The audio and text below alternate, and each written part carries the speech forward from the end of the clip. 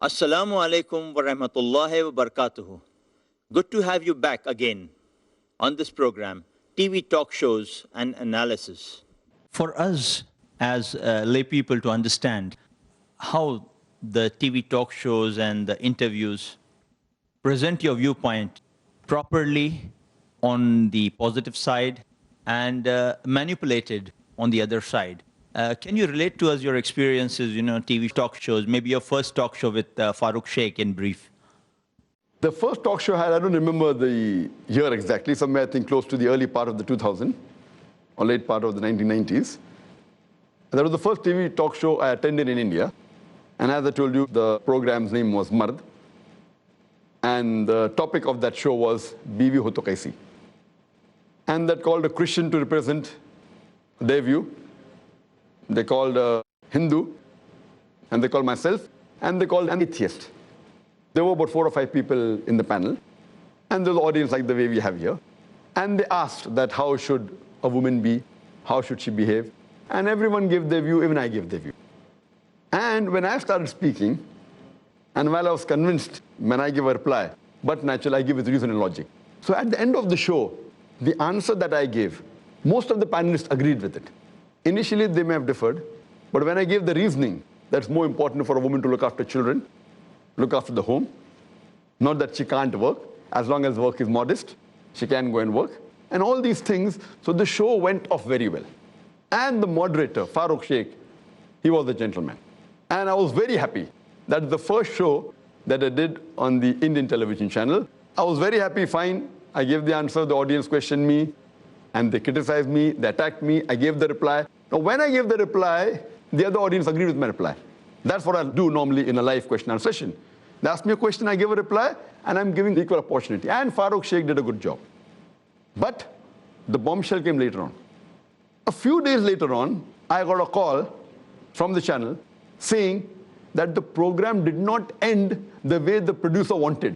So we are going to have a reshoot. So please wear the same suit, same shirt, same tie, same dress, and come for the show, we're having a reshoot. And when I got this message from my manager, I said, this is nonsense. Program was fine. There's no problem in it. So he told that, surely we won't be coming, because we felt the program went perfectly fine. So they had the reshoot in the same studio, in the same setup. Maybe all the other panelists came, but I did not go. Maybe most of the audience came. They had a reshoot, and after a couple of weeks, they had that aired on the television satellite channel. And the best part of it was, when anyone sees the show, they are seeing me sitting there, nodding their head many a time, to things which I did not nod at. So what they did, they reshot the whole thing, and they changed the view, though I did not go the second time, but when they telecast it on air, it was shown as though it was shot once, and Dr. Zakir Naik was there, and was agreeing with the wrong things also. So this shows that the integrity of the producer was absolutely unjust. I don't blame the moderator. I mean, Farooq Sheikh, I can't blame him, he's being paid for his job.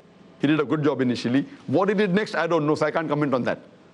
But the end of the story is that when it was aired, it was made to look that Dr. Zakir Naik, fine, I did speak, and they showed portions of my answers which suited them more than the other part.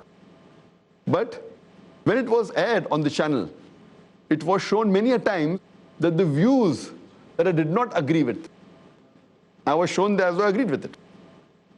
So this is what I mean by saying the integrity is very important. So what I say, that these shows, the producer and the moderator, they are doing it for their living. I'm not giving a speech for my living. I'm not here to speak about Islam for my living. I don't take a single penny from anyone. In fact, we give, So because it is a bread and butter, many a time, the producer, they make a show which is liked more by the audience. They are more bothered about making what will sell more or will have a higher TRP rather than to know what is the truth. Same thing with the moderator. If the moderator is commanded by the producer and he chooses the moderator has little say in it. Or if the producer is neutral and the moderator wants to change the show, the moderator can change the show and the producer doesn't bother. So therefore both are important, the moderator as well as the person who's the producer. So the first show I had went off very well, but the end result, because they reshot it, it was a disaster. But then you again trusted CNN IBN for another program. That's Your right. experience on that that? was after many years. I don't know when I think I gave it after maybe 7-8 years after I appeared for the first show. I think it was maybe 2007, I believe, when I went for the CNN IBN show. And your experience on that? There, because it was a live panel discussion, and the issue, I think, was something to do with Muslims. I don't remember the main topic of that. It was done by Rajdeep Sardesai. Rajdeep Sardesai. And Rajdeep Sardesai, he was sitting in Delhi, and there were a few panelists in Delhi.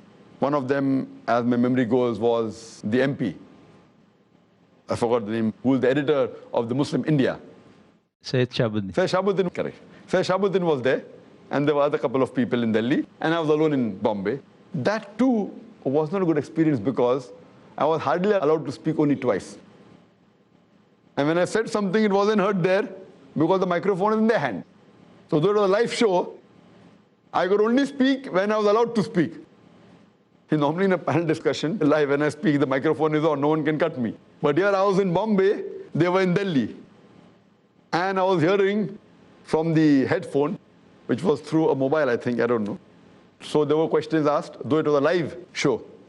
It was a live show that was telecast live, but because of this problem that my microphone didn't work until they pressed the button.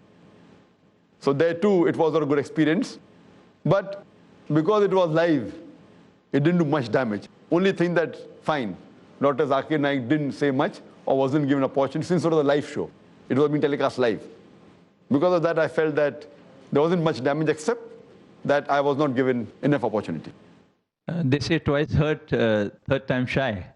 But then again you jumped into the ring.